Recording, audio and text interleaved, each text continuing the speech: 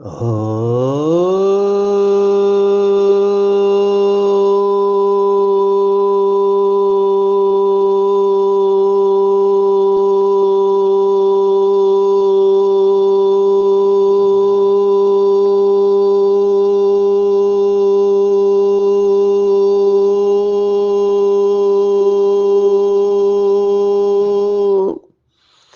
शांति। आज 27 अगस्त 2024 भारत में मंगलवार है। Today is 27th August 2024 and it's Tuesday in Bharat. आज की मुरली का जादुई रहस्य स्वयं को प्रेरणा देने के लिए Magical secrets of today's Murli for motivating the self। आज की पूरी मुरली योग के ऊपर है। बाबा सभी शास्त्रों का सार सुना रहे हैं, तो शास्त्रों की बातें और सत्य, इसमें फर्क बाबा आज की पूरी मुरली में सुना रहा है। तो हम मुरली की अवस्थाएं जो शास्त्रवादी सुनाते हैं, उसमें भी विशेष मांडुक्य उपनिषद और पातंजलि योग शास्त्र, अगर समय मिला तो श्लोक के साथ देखेंगे, क्योंकि 30 मिनट में ये पूरा रैप अप करना है और बाबा की बातों के ऊपर आना है। बाबा ने योग की व्याख्या दी हुई है, लौकिक अलौकिक दोनों बातें आ जाइए, लेकिन पूरा बाबा के मुरली का फ्लो या भाव जो है वो ये है कि भक्ति मार्ग की तरह ट्रांस में नहीं जाना है, जिसको अलग अलग शब्द बाबा ने इस्तेमाल किए कि सुन्न में चले जाना, सुन्न में चले जाना, नींद करना, ये कोई योग नहीं है। बाबा ने कहा अगर तुम आंख बंद करके बैठेंगे तो दुकान का सारा सामान चोर चोरी करके ले जाएगा। बाबा हमको प्रैक्टिकल कर्म योग सिखा रहा है। कल के मुरली का वरदान भी कर्म और योग के ऊपर था। बाबा ने कई बार मुरलियों में बताया हुआ है कि ये संन्यास मार्ग नहीं है, ये प्रवृत्ति मार्ग है। तो सन्यासी या उदासी जो होते हैं वो आंखें बंद करके बैठते हैं, जंगल में चले जाते हैं। आज तो बाबा ने ऐसा शब्द सुनाया, मुझे बड़ा विचित्र लगा। बाबा ने कहा वो गुफा में बैठे और बदसूरत बन जाते हैं। अभी सतयुग में जो देवता है भले बूढ़े हो गए लेकिन बदसूरत नहीं होते हैं। अभी ये एक बहुत बड़ा चिंतन का विषय है। दूसरा एक शब्द आज की मुरली में आया है जो मुझे सोचने पर मजबूर कर रहा है। मैंने ये कहीं पर भी नहीं पढ़ा। आप में से कोई अगर जानता है तो हमको जरूर बताएं। बाबा ने कहा है कि सातवीं भूमिका में चले जाते हैं। अभी सातवीं माना सेवेंथ स्टेज। अभी सातवीं भूमिका में चले जाते हैं, उनको दुनिया का पता नहीं पड़ता है। इसका भाव तो समझ में आ गया, लेकिन ये सातवीं भूमिका, ये शब्द कहाँ से आया है ये मुझे नहीं पता है। लेकिन जो शास्त्रों में बताया है वो मैं एक स्टोरी के साथ आपको कनेक्ट करूंगा। शायद पहले ये हमने सुना है। बनारस या जिसको काशी कहते हैं, काशी में भी अभी बहुत हो गए, उत्तर काशी दक्षिण काशी, बनारस या जिसको वाराणसी कहते हैं, जहाँ पर 12 ज्योतिर्लिंग में से विश्वनाथ का मंदिर है और जो बहुत सारी गुड़ विद्याओं के लिए प्रसिद्ध है। भारत में तो यहाँ तक कहावतें आ गई कि मरना है तो काशी में जाके ही मरना चाहिए, इतना उसको पवित्र मानते हैं। वहाँ मणिकर्णिका घाट है, उसकी भी अलग स्टोरीज है।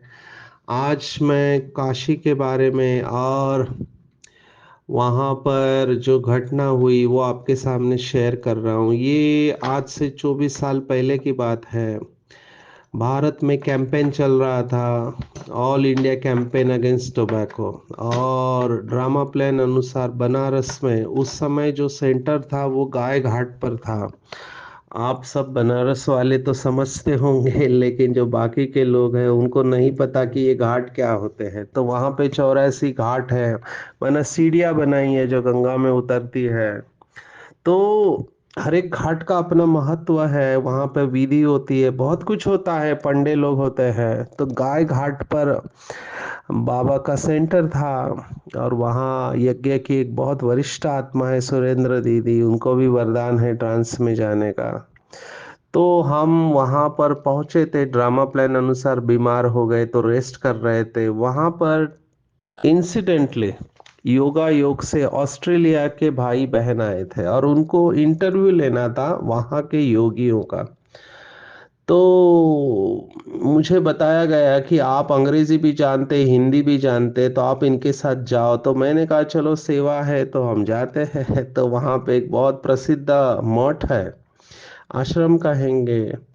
तो वहाँ के मठाधिपति को मिलने हम गए। वहाँ के लौकिक बाबा के बच्चे हैं, अभी तो काफी सीनियर है वो बाबा के कुमार बच्चे, जो बनारस के सेंटर के लिए निमित्त है, वो हमको लेके गए। और वहाँ पे उनके फॉलोअर्स थे तो हर एक उनके चरण छू रहे थे। तो बाबा के इस बच्चे ने कहा कि हमको भी झुकना पड़ेगा। तो मेरे लिए कठिन हो रहा था क्योंकि हमने कभी ये किया नहीं था, लेकिन प्रोटोकॉल था तो हमने झुक के उनको नमस्कार किया और उन्होंने आशीर्वाद दिया। तब तक ये फॉरेनर्स अपना कैमरा सेट कर रहे थे, उन्होंने इंटरव्यू का परमिशन दिया। ठंडी के दिन थे, लेकिन मैंने उनको देखा सन्यासी को, वो उधर ही अंदर मठ के अंदर उधर ही उनका एक छोटा सा, क्या कहेंगे, बावड़ी कहते हैं या कुआ, कुआ कहते ही, वेल। तो उसमें से मटके से पानी निकाला और स्नान किया सामने ही, और आकर एक वस्त्र ही पहना था उन्होंने, उसको चेंज करके हमारे सामने उसके आसन पर बैठ गए। कैमरा सेट किया गया और ये ऑस्ट्रेलिया के भाई ने मुझे प्रश्न पूछा कि उनको पूछो कि जब ये सब आपके फॉलोअर्स आपके प्रश्न पैर छू रहे थे तो क्या आपका अहंकार बढ़ रहा था। तो मैं तो सोच में पड़ गया, इतने बड़े मठाधिपति को पहले ही ऐसे गूगली डालना ठीक नहीं है। तो मैंने उस प्रश्न को बहुत टोन डाउन किया, मैंने बहुत नम्रता से झुक कर कि सर आपके पैर जब ये छू रहे थे आपको अंदर से कैसे लग रहा था, ऐसे करके टोन डाउन करके ये भी पूछ लिया कि अहंकार इससे बढ़ता है क्या। तो वो मुस्कुराए और उन्होंने कहा कि शुरुआत में तो अच्छा लगता है कि सब मेरे पैर छू रहे हैं, लेकिन बाद में फिर हमारा भी चिंतन चलता है कि ये सब लोग अपना अहंकार मेरे पास छोड़ने को आ रहे हैं, तो मैं अपना अहंकार कहाँ छोड़ूं, फिर हम उससे परे चले जाते हैं। उसके बाद जो बाबा का बच्चा ऑस्ट्रेलिया से आया था वो पढ़ाई करके आया होगा, उन्होंने भारत के शास्त्र पढ़े होंगे, क्योंकि he asked the same question, उन्होंने वही प्रश्न पूछा जो आज के साकार मुरली में बाबा ने कहा। उन्होंने कहा कि भारत के योग शास्त्र के अनुसार चेतना की कौन कौन सी स्टेजेस होती है, और आज की मुरली पूरी इसके ऊपर है, इसलिए मैं इनको लेना चाहूंगा। मुझे ये इम्पोर्टेंट इसलिए लग रहा है, फिर जगदीश भाई ने इसके ऊपर किताब लिखी है, उसमें थोड़ा आपको क्लैरिटी मिल जाएगा। वो किताब का नाम है योग से विधि और सिद्धि। तो आदरणीय जगदीश भाई जी ने इसके बारे में लिखा हुआ है, लेकिन मैं सिंपल करके 30 मिनट में समझाने की कोशिश करूंगा। जो उस योगी ने भी कहा कि 4 स्टेजेस होते हैं, और ये आपने भी सुना होगा। 4 स्टेजेस कौन सी है, तो जागृत, स्वप्न, सुषुप्ता और तुरिया। तुरिया का मतलब है चौथी स्टेज। तो पहले हम जागरूक होते हैं, जैसे अभी आप सुन रहे हैं तो जागरूक है। फिर आप स्वप्न में आपका कॉन्शियस माइंड सो जाता है। माना ये बाह्य इंद्रिया, इंद्रिया में भी कर्मेंद्रिया अलग है, ज्ञानेंद्रिया अलग है। जैसे आंख ज्ञानेंद्रिया है, जीवा ज्ञानेंद्रिया है, नाक ज्ञानेंद्रिय है, कर्म ज्ञानेंद्रिय है, और त्वचा ये ज्ञानेंद्रिया है, वो कर्मेंद्रिया नहीं है। कई बीके भाई बहने भी इसमें कंफ्यूजन कर देते, कर्मेंद्रिय और ज्ञानेंद्रियों को मिला देते। कर्मेंद्रिय कौन से है? तो मुंह कर्मेंद्रिय है, हाथ कर्मेंद्रिय है, पैर कर्मेंद्रिय है, और प्रजनन का इंद्रिय जहाँ से बच्चा पैदा होता है, और उत्सर्जन का इंद्रिय जहाँ से हम उत्सर्जन करते हैं, ये सब पांच कर्मेंद्रिय। तो कर्मेंद्रिय अलग है और ज्ञानेंद्रिय अलग है। और इंद्रियों के विषय होते हैं। कौन से विषय होते हैं? तो आंखों का विषय है देखना, कान का विषय है सुनना, नाक का विषय है सूंघना, जीवा का विषय टेस्ट करना, और त्वचा का विषय स्पर्श। तो शब्द स्पर्श रूप रस गंध, ये शास्त्रों के शब्द है, इसमें डरने की कोई बात नहीं है, सिंपल है।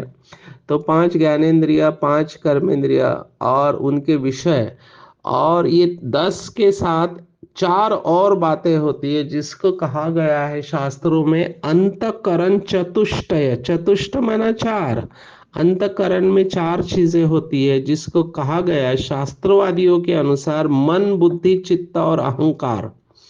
ये चार बातें आपने समझ ली, 10 और 4 14, तो आपको योग की स्टेजेस समझना इजी है। अभी आप जब जागरूक होते हो तब आपकी ये 14 की 14 इंद्रिया या 14 चीजें, यहाँ से आपको कंटिन्यूअसली मैसेज आते रहते हैं, है ना। ये पूरा जागरूक अवस्था में होता है। और फिर स्टेजेस होते हैं, जब आप सोते हैं तो इंद्रिया तो सो जाती है, लेकिन ये अंदर की चार जो है मन, बुद्धि, चित्त, अहंकार, ये सोते नहीं है, ये जागते रहते हैं। तो मान लो दिन में आपको आम खाना था, आपने आम को देखा, लेकिन आप कुछ कारणवश आम खा नहीं पाए, तो आपके मन के अंदर ये इच्छा पड़ी रहेगी आम खाने की। तो जैसे ही रात होती है, सपने में आप आम खाने लगते हैं। अभी इसको आप सभी इंद्रियों के विषयों के साथ कनेक्ट कर सकते हैं, जोड़ सकते हैं। समझो किसी को काम विकार सता रहा है, अभी काम विकार में वो जा नहीं सकता है, लेकिन मन में उसका चिंतन चलता है। भगवत गीता इसको एक विशिष्ट शब्द इस्तेमाल करते हैं, अच्छा नहीं है शब्द, कि जो बाहर से दिखाता है कि वो ब्रह्मचारी है, लेकिन अंदर से मन में उसके काम के प्रति चिंतन चलता रहता है। अंग्रेजी में इसको कहते हैं फैंटेसी, कल्पना करते हैं, काम विकार का सुख लेते हैं। तो स्वप्न में वो काम विकार का सुख लेगा, क्योंकि जागृत अवस्था में तो ले नहीं सकता है, लेकिन मन में इच्छा रह गई। तो बाबा इसको कहता है कि स्वप्न मात्र भी अपवित्रता नहीं रहनी चाहिए। बाबा यही कह रहा है, क्योंकि जागृत अवस्था में विकार में नहीं जा पाते हैं, तो स्वप्न में मन अपनी इच्छा फोर्सफुली पूर्ण कर लेता है। तो ये स्वप्न में होता है। और तीसरा है स्टेज सुषुप्ता। सुषुप्त अवस्था जो है वो जागृत और स्वप्न से और गहरी है। ये मन, बुद्धि और चित्त, चित्त को थोड़ा समझना पड़ेगा। आ, आप इसको इस तरह से समझ सकते हैं, जैसे लाइब्रेरी होती है, लाइब्रेरी में किताबें होती है, तो किताबें माना जिसमें पूरा स्मृतियां भरी पड़ी है, पर वो लाइब्रेरी जो है वो चित्त की तरह है। अभी जो पातंजलि योग मुनि है, उन्होंने योग की जो व्याख्या दी है कि योगश्चित्त वृत्ति निरोधा, माना चित्त की वृत्तियों को रोकना, यही योग है। अभी वृत्तियां भी 5 प्रकार की होती है, ये थोड़ा ज्यादा हो जाएगा, इसलिए मैं अभी नहीं बता रहा हूँ कि क्लिष्ट अक्लिष्ट वृत्ति और उसके प्रकार क्या होते हैं, क्योंकि संस्कृत भाषा है। हम सिंपल रखेंगे कि आप पानी में जब पत्थर मारते हैं, पानी एकदम लेक, जैसे कोई तालाब है, उसका जो पानी है एकदम स्थिर है, वो हिल नहीं रहा है एक ही जगह पे, और आपने उसमें जैसे ही पत्थर मारा तो उसके अंदर अगर आप देखेंगे वृत्त तैयार होते, वृत्त माना सर्कल। तो चित्त इस पानी के तालाब की तरह है, उसके अंदर से वृत्ति उठती है। वृत्ति उठती है इसका मतलब उसके अंदर तरंग पैदा होती है। ठीक है, तो हमारे जो लाइब्रेरी में किताबें पड़ी हुई है माना स्मृति, वो स्मृतियाँ जागृत हो जाती है। तो वो अहंकार की जो स्टेज होते हैं उसमें मैंपन रहता है। सुषुप्ति में भले आप बाकी के सब सो जाते हैं लेकिन ये मैं जगा हुआ रहता है। अभी इसको क्या कहेंगे, मैं आपको फिर से स्टोरी के साथ कनेक्ट करता हूँ। मुझे ऐसे बाबा के बच्चे मिलते हैं जो कहते हैं कि रात को जब हम सोते हैं तो शरीर हमारा पड़ा रहता है और हम पूरा घूम रहे होते हैं। माना वो पूरा सब जगह पे घूम के आ जाते हैं और उनको पता होता है कि वो घूम रहे हैं। अभी यही बात बाबा कह रहा है कि ये आपको नहीं करना चाहिए। आज की मुरली में जो आया है ये नहीं करना चाहिए, क्योंकि इसमें बहुत कुछ हो सकता है। ये सभी जो साधनाएं हैं इसको अंडर गाइडेंस ही किया जाना चाहिए। अभी कुछ लोग ये ऐसा क्यों कर पाते हैं, तो भगवत गीता इसको कहते हैं पिछले जन्म का संस्कार। पतंजलि ने इसको बहुत गहराई से सुनाया हुआ है, पर हमारे मुरली का फोकस चला जाएगा इसलिए मैं उसको टच नहीं कर रहा हूँ। 4 स्टेजेस, जागृत, स्वप्न, सुषुप्ता में मैंपन रहता है और जो तुरिया कहा गया है उसमें ये मैंपन भी समाप्त हो जाता है। माना आप ट्रांस में चले जाते हो, वो मैं का भी भाव नहीं रहता है। और इसको अलग अलग नाम है भक्ति मार्ग में, कोई इसको भाव समाधि कहते हैं। पतंजलि ने भी समाधि पाद में इसको आ, आ, आ, समाधि कहा गया है, लेकिन पतंजलि 2 प्रकार की समाधि के बारे में बताता है और वो भी आदरणीय जगदीश भाई ने यही शब्द इस्तेमाल किए। मैं इसको सिंपल करूंगा, पहले शास्त्रों के शब्द सुनाते। एक संप्रज्ञात समाधि और दूसरा है असंप्रज्ञात समाधि। संप्रज्ञात माना बीज है उसके अंदर, इसको सविकल्प और या सबीज समाधि कहते हैं। इसमें वृत्तियों का निरोध तो होता है, जैसे राजसी और तामसी वृत्तियां ये पूरी तरह से रुक जाती है, लेकिन सात्विक वृत्ति रहती है। सात्विक वृत्ति रहती है, ये बहुत अच्छी अवस्था है, ज्ञान के हिसाब से बहुत सुंदर अवस्था है। अभी इसको मैं थोड़ा सिंपल करके सुनाऊंगा, ये संस्कृत के शब्द है। पतंजलि ने तो आनंद की वृत्ति जो है उसको भी गौण बताया है। माना ये सबीज समाधि है जिसमें जो सतो प्रधानता रहती है उसको भी गौण बताया है, जबकि बाबा कहता है सतो प्रधान आपको बनना है।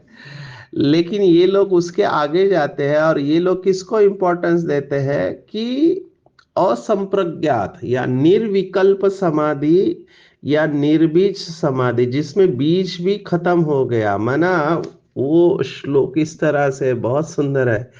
विराम प्रत्याभ्यास पूर्व संस्कार शेषो अन्यहा। माना इसमें राजस तामस तो गया ही है लेकिन सत्व भी गया है। और एग्जैक्टली ये फर्क है सन्यासियों का योग और बाबा का योग। सन्यासी जन्म मरण के चक्कर में आना ही नहीं चाहते, इसलिए वो नील हो जाना चाहते, वो क्लीन करना चाहते हैं सब कुछ, और वो कहते हैं कि हम उधर ही पड़े रहे। बाबा कहता है नहीं, आपको सतयुग के संस्कार क्रिएट करने हैं, तब आप सतयुग में आएंगे। तो असंप्रज्ञात समाधि में कोई भी आलंबन नहीं रहता है, चित्त की निरालंब अवस्था रहती है और पूर्व ज्ञान के संस्कार अवशिष्ट रहते हैं। तो ये भी भाव समाधि और उपाय प्रत्यय समाधि ये सब ऐसे शब्द है, लेकिन आप सिंपल शब्दों में कहो तो बाबा जैसे हमारी आदरणीय गुलजार दादी को कहता था कि ये निरसंकल्प देवता है। अभी इसका भी भाव समझना है। ये शास्त्रों का निर्विकल्प समाधि और निरसंकल्प ये दोनों अलग अलग है। वो लोग कहते हैं कि मन को भी अमन कर दो, मन भी खत्म हो जाए। अभी कितने सारे साधु संत है वो मन को दुश्मन समझते हैं, कहते मन से परे जाना ही चेतना की उच्च अवस्था है। अभी कुछ सन्यासी ये भी कहते हैं कि मन तो अच्छा इंस्ट्रूमेंट है, अब ये पीछे आने वाले जो आत्माएं है लास्ट जन्म वाले, वो बिल्कुल सत्य ज्ञान देंगे क्योंकि पवित्र स्टेज है। तो बाबा ने कहा मन दुश्मन नहीं है, मन तो अच्छा इंस्ट्रूमेंट है। पर मेजॉरिटी लोग ये कहते हैं कि मन से परे चले जाओ। बाबा कहते हैं मन को तो यूज करना है, सतयुग को क्रिएट करना है। तो ये फर्क है कि संप्रज्ञात और असंप्रज्ञात। मेरे ख्याल से बाबा आज पूरा मुरली में यही भाव हमको बता रहा है कि बच्चे शून्य अवस्था में नहीं जाना है या ट्रांस में जाने की तो आश ही नहीं रखनी है। अभी जो भी बाबा के बच्चे जो अच्छी साधना करने वाले थे और बाबा का हाथ छोड़ दिया, उनसे यही गलती हुई। और अभी इस समय जो भी पाठ चल रहे हैं, बाबा आ रहा है, मम्मा आ रहे हैं या और कोई आ रहा है, ये सब ट्रांस में आत्माएं प्रवेश करती है क्योंकि उस समय आपको कुछ पता नहीं होता है आप क्या कर रहे हैं। अभी अगर आपने मधुबन में आज हमने देखा, मैं तो मधुबन में हूँ, तो यहाँ पर हमारी दीदी के शरीर में श्री कृष्ण की आत्मा आई थी। अभी उसको पता ही नहीं कि वो क्या कर रही है। तो बेहोशी जैसे स्टेज है। और इससे क्या है, ये खेल पाल है, ये टाइम पास है। बाबा शुरुआत में दादियों को बिजी रखने के लिए, अभी 14 साल करेंगे क्या, तो उनको बिजी रखने के लिए बाबा ये सब करवाता था। लेकिन बाबा ने ये पार्ट बाद में बंद कर दिया क्योंकि इसमें टाइम वेस्ट होता है और विकर्म विनाश नहीं होते हैं। इसलिए इसमें जाना नहीं चाहिए, जाना ही नहीं चाहिए। कुछ लोगों की बहुत डीप डिजायर होती है कि हम ट्रांस में जाए, बिल्कुल नहीं जाना चाहिए। इससे कोई फायदा नहीं, उल्टा अहंकार आता है। अभी मैं आपको कितने स्टोरी सुनाऊं इसके ऊपर। कई लोग अच्छा योग लगते ही वो ट्रांस में जाते हैं, देखने की कोशिश करते हैं। ऐसे बाबा के कितने बच्चे हैं बार बार कहते रहते मुझे बाबा ने ये दिखाया, योग में दिखाया। मैंने कहा बहुत अच्छा, मुबारक हो। अभी ये सब थॉट्स में जाना ही नहीं चाहिए। अगर आपको कुछ दिखाई भी देता है उससे कोई फायदा नहीं है। मैं आपको कह रहा हूँ, मैं अनुभव से कह रहा हूँ, मुझे साक्षात्कार हुए बहुत, लेकिन उससे संस्कार परिवर्तन नहीं होते हैं, उल्टा अहंकार आने के चांसेस होते हैं। इसलिए इसमें जाना नहीं है, पंडित नहीं बनना है, ना मियाँ मिट्ठू बनना है। आज बाबा ने तो स्पष्ट कहा, जो खुद पवित्र रहते नहीं और दूसरों को कहते वो पंडित हो गए। तो पंडित के और जैसे बाबा कुछ मुरली में कहता है तोता ज्ञानी, जैसे तोता से केवल बोलता रहता है, वैसे हमको नहीं बनना है। बाबा के भाव को समझना है कि पवित्रता के बिगैर धारणा नहीं होगी और किसी का कल्याण हम कर नहीं सकते, ना खुद का करेंगे ना दूसरों का कर पाएंगे। और मियाँ मिट्ठू भी नहीं बनना। ये मियाँ मिट्ठू शब्द भी बहुत इंपॉर्टेंट है। खुद को बहुत अच्छा योगी ज्ञानी समझना ये भी नहीं करना चाहिए। एक्चुअली जो समान में रहता है वो कभी भी खुद को सिद्ध करेगा ही नहीं। बाबा ने इसके ऊपर मुरलियां चलाई है। मैंने पहले भी कहा, एक आत्मा ने बाबा को पूछा कि बाबा मेरी अवस्था तो अच्छी है लेकिन निमित्त आत्माएं मुझे नहीं पहचान पा रही है। तब बाबा ने जवाब दिया था कि हीरा अगर मिट्टी में पड़ा भी है तो चमकेगा जरूर। तो कभी भी खुद को सिद्ध नहीं करना चाहिए। अगर आपकी आंखें खुली है, मन आप सुजाग है या जागरूक है, तो आपको ऐसे लोग चारों तरफ दिखाई देंगे जो हर वक्त अपने को सिद्ध करते रहते हैं कि मैं कैसा योगी हूँ, मैं कितना श्रेष्ठ ज्ञानी हूँ, मेरे जैसी सेवा कोई कर नहीं सकता और मैं ही अच्छा हूँ और दूसरे अच्छे नहीं है। इनको हम अंग्रेजी में कहते हैं सुपीरियरिटी कॉम्प्लेक्स, अपने को अति श्रेष्ठ समझना। ऐसे लोग हम मिलते हैं हमको। हम ऐसे समय पर चुप हो जाते हैं क्योंकि बाबा के महावाक्य है कि सत्य को सिद्ध करने की आवश्यकता ही नहीं है, सत्य को स्वयं सिद्ध होने की शक्ति प्राप्त है। तो इसमें जाना नहीं चाहिए क्योंकि इससे अहंकार बढ़ सकता है। अगर आप अच्छे हो, बहुत अच्छी बात है, मुबारक हो, चुप रहो। आपकी अवस्था आपको स्वयं प्रत्यक्ष करेगी। डिमांडिंग रिस्पेक्ट नहीं होना चाहिए, कमांडिंग रिस्पेक्ट होना चाहिए। तो बाबा का पूरा भाव मुझे यही समझ में आया कि हमको ट्रांस में नहीं जाना है, ध्यान में नहीं लगाना है, आंख बंद करके नहीं रहना है। अभी मैं कितने बाबा के बच्चों को देखता हूँ, उनको लगता है वो बहुत अच्छे योगी है, 2 बजे उठते हैं। अभी मैं भी कोशिश किया क्योंकि मुझे भी अंदर से हमको भी योग करना चाहिए, लेकिन मैं जागता हूँ पूरा, लेकिन बाद में मुझे सोना पड़ता है। आज भी अभी 2-3 दिन से जल्दी उठ रहा हूं तो मैं देखता हूँ मुरली तक मेरा अटेंशन ठीक रहता है, उसके बाद मेरा शरीर कहता रहता है कि सो जाओ सो जाओ सो जाओ, खींचता रहता है शरीर। अभी ऐसी आत्माएं मैंने देखी जो 1:30 बजे उठेंगे, स्नान करेंगे, शुरुआत में फ्रेश रहते, धीरे धीरे वो सोने लगते हैं। उनको लगता है वो योग कर रहे हैं, लेकिन सबको पता है कि वो सो रहे हैं। योग में भी सोते, क्लास में आके भी सोते, तो फायदा क्या हुआ इससे? तो वो आत्मा अच्छी है जो 3:30 बजे उठ के फ्रेश होके 4 से 4:45 योग कर रहे हैं। और मैं ऐसे कितने बाबा के बच्चों को जानता हूँ, हैट्स ऑफ टू देम, जो लौकिक में जॉब करते हुए अमृत वेला मिस नहीं करते हैं। और ऐसे भी बाबा के बच्चे जिनको कोई जॉब नहीं है, वो अमृत वेला फ्रेश नहीं रहते, दिन में भी सोते हैं, तो बाबा के वो बच्चे जो काम धंधा करते हुए अमृत वेला करते हैं, उनको तो मानना ही पड़ेगा। उल्टा जो आराम करने के संस्कार लग गए, मैं देखता हूँ बहुत लोगों को दोपहर को लंबे समय तक सोने के संस्कार होते हैं। ये आलस से बढ़ाने के चांसेस है। शास्त्रों में लिखा है दोपहर को सोना नहीं चाहिए। आयुर्वेद कहता है दोपहर को ज्यादा सोएंगे तो आपको मधुमेह, डायबिटीज हो जाएगा। अभी आफ्टरनून नैप को मॉडर्न साइंस एक्सेप्ट करता है कि दोपहर में आधा घंटे की नींद सफिशिएंट है। आपको बुद्धि को बिजी करना आना चाहिए, बाकी सूक्ष्म वतन में जाना, गुम हो जाना, इसमें नहीं जाओ।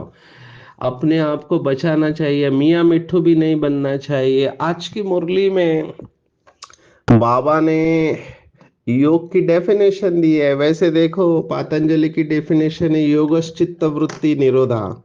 बाबा की डेफिनेशन है लगन में मगन हो जाना, लेकिन बेहोश नहीं हो जाना। होश में रहना, सुजाग रहना, जागरूक रहना। आंख खुली रख के, क्योंकि हम कर्म योगी है, आंख खुली रख के हमको व्यवहार करना है, तो व्यवहार करते समय योग में रहना है। आज की मुरली में योग की व्याख्या बाबा ने दी है। योग का अर्थ है श्रेष्ठ स्मृति। देखो बाबा क्या कह रहा है, श्रेष्ठ स्मृति। मैं श्रेष्ठ आत्मा, श्रेष्ठ बाप की संतान हूं। जब ऐसी स्मृति रहती है तो स्थिति श्रेष्ठ हो जाती है। एक मुरली में बाबा ने कहा था कि मैं परम धाम निवासी श्रेष्ठ महान आत्मा हूं। ये विजुअलाइजेशन है बाबा जो कह रहा है। तो ऐसी स्मृतियों को पक्का करना चाहिए। श्रेष्ठ स्थिति से श्रेष्ठ वायुमंडल स्वतः बनता है, जो अनेक आत्माओं को अपनी ओर आकर्षित करता है।